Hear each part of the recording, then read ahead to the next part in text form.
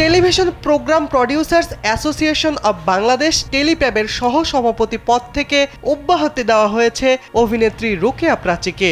শৃঙ্খলা ভঙ্গের দায়ে তার বিরুদ্ধে এমন সিদ্ধান্ত নিয়েছে সংগঠনটি। সোমবার দুপুরে গণমাধ্যমকে বিষয়টি নিশ্চিত করেছেন সংগঠনটির সভাপতি সাজ্জাদ হোসেন দোদুল ও যুগ্ম সাধারণ সম্পাদক আশরাফুল আলম বাবলু। অব্যাহতি দেওয়ার কারণ জানতে চাইলে দোদুল জানান, খুব শিগগিরই আনুষ্ঠানিকভাবে গণমাধ্যমে জানানো হবে বিষয়টি। এখনই এই বিষয়ে বিস্তারিত জানানো যাচ্ছে না, তবে সংগঠনে অভিনেত্রীর সাধারণ সদস্য পদ থাকবে।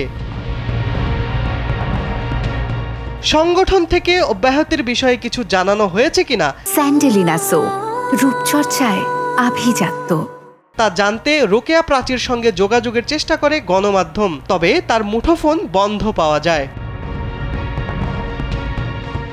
গত জুনে বনানী ক্লাবে অনুষ্ঠিত হয় টেলিপ্যাবের দ্বিবার্ষিক সম্মেলন। এতে 2024 থেকে 26 মেয়াদে আদনান দোদুলকে সভাপতি ও সাধারণ সম্পাদক করে নতুন কমিটি ঘোষিত হয়। কমিটির সহ সভাপতির দায়িত্বে ছিলেন রোকেয়া প্রাচী।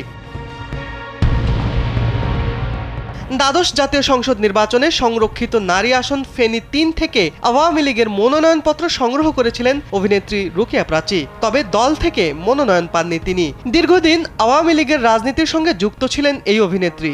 দলের বিভিন্ন কর্মকাণ্ডে সক্রিয় ভূমিকাও পালন করে আসছেন তিনি।